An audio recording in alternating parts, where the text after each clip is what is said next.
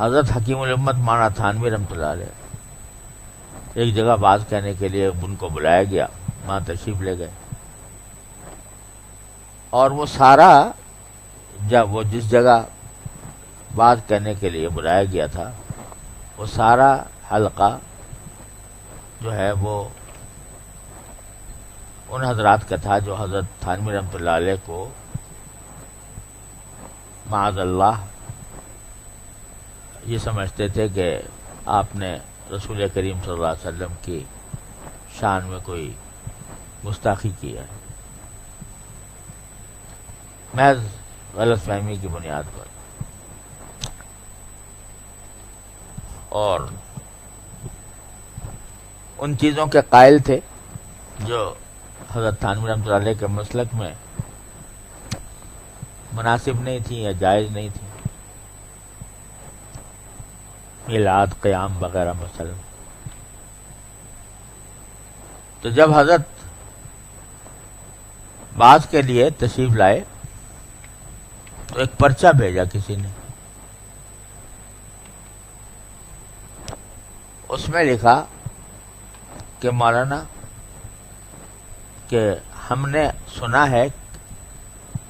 کہ آپ کافر ہیں،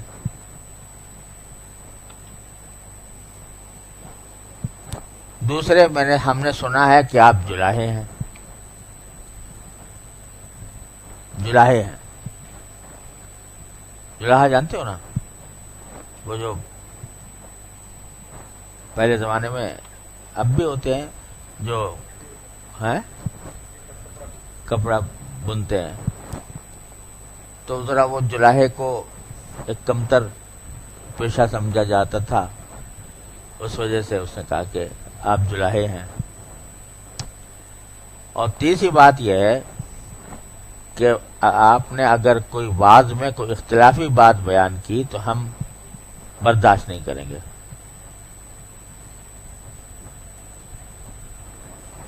تو اب بتائیے، پہلے نمبر تو کافر کا حکم لگا دیا، دوسرے نمبر پر نسب میں طعن کیا کہ جلائے ہیں، اور تیسرے یہ کہ کوئی اختلافی بات کی تو ہم برداشت نہیں کریں گے، مطلب یہ کہ حسب معمول اپنا کردار ادا کریں گے۔ تو حضرت جب تشریف لائے تو اس کا کیا جواب دیا؟ جواب یہ دیا کہ بھائی ایک پرچہ آیا ہے میرے پاس، تو میں اس کے بارے میں آپ سے کچھ عرض کرنا چاہتا ہوں۔ پرچے میں پہلی بات تو یہ کہی ہے کہ میں کافر ہوں، تو میں اس بحث میں نہیں پڑتا کہ میں پہلے کافر تھا یا نہیں تھا، میں آپ کے سامنے کلمہ پڑھتا ہوں، اشہد ان لا الہ الا اللہ اشہد ان محمد رسول اللہ۔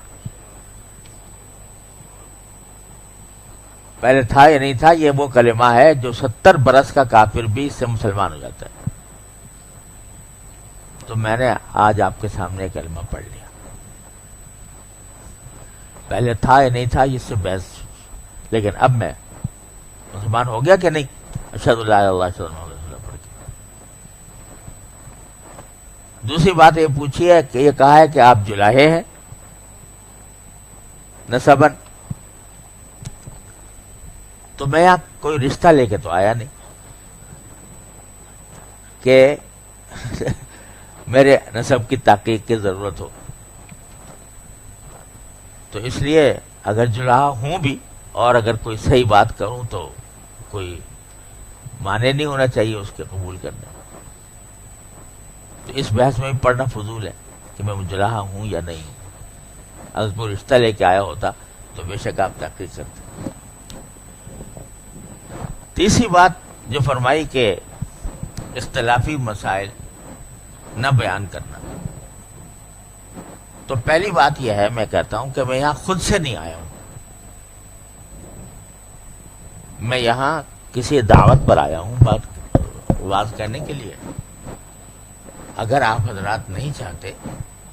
تو ایک آدمی بھی کھڑا ہو کر کہہ دے کہ ہم آپ کی بات نہیں سننا چاہتے، میں چلے جاؤں گا۔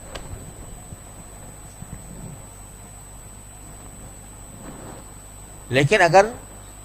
آپ یہ کہتے ہیں کہ میں بات کروں تو پھر یہ قید نہیں برداشت کروں گا کہ اختلافی مسائل نہ بیان کیے جائیں، کیونکہ میرا عادت اختلافی مسائل بیان کرنے کی نہیں ہے، دین کی مثبت باتیں بیان کیا کرتا ہوں۔ لیکن اگر اثناء کلام میں کوئی اختلافی مسئلہ آ جاتا ہے تو میں چھوڑتا بھی نہیں۔ میرے ان باتوں کو، اگر باتیں آپ کو قبول ہیں تو میں بات کرنے کے لیے تیار ہوں، ورنہ آپ میں سے ایک آدمی کھڑا ہو کر کہہ دے کہ نہیں ہمیں نہیں منظور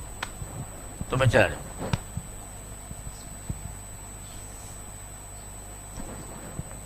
اب سناٹا چھا گیا، کوئی نہیں، کسی نے بلکہ کھڑے وہ کہہ دیا نہیں حضرت کسی نے کیا کہہ دیا، آپ بیان کریں۔ تو بیان فرمایا، اور اللہ کا کرنا ایسا ہوا کہ سارے اختلافی مسائل جو تھے، جو اس حلقے میں جرائز تھے، ان تقریباً ان سب کا بیان ہوا۔ لیکن بیان کس طرح ہوا کہ اس میں کوئی طعن نہیں تھا، کوئی تشنیع نہیں تھی، کوئی اس میں دل آزاری نہیں تھی، اس میں کوئی ایسے الفاظ نہیں تھے کہ جو دوسرے کو کی تذلیل و توہین کے الفاظ ہوں۔ تو لیکن جو حقیقت تھی مسئلے کی وہ بتا دی اپنے نزد۔ اور پھر جب بعض پورا ہوا تو جو صاحب جنہوں نے پرچہ بھیجا تھا وہ کھڑے ہو گئے، انہوں نے کہا حضرت جو پرچہ بھیجا تھا میں نے بھیجا تھا، اور میرے ذہن میں جو کچھ بھی آپ کے بارے میں اشکالات تھے آج آپ نے سب ختم کر دی۔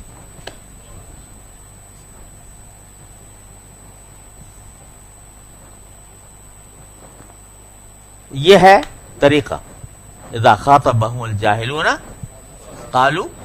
سلاما۔ اب اگر حضرت یہ کہتے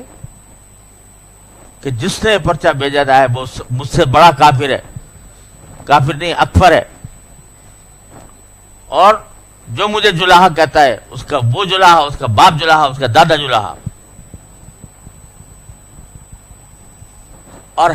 آئے میرے میدان میں کہ کون ہے جو مجھے روکے اختلافی بیان معاملات کرنے سے، آئے میرے سامنے۔ ایک طریقہ یہ تھا، لیکن یہ طریقہ کیا ہوتا ہے اس کا انجام؟ لڑائی، ہو سکتا ہے وہ خون ریزی تک پہنچ جائے۔ اور یہاں سارے معاملات آسانی کے ساتھ طے کر کے لوگوں کی اصلاح کا ایک راستہ نکال دیا۔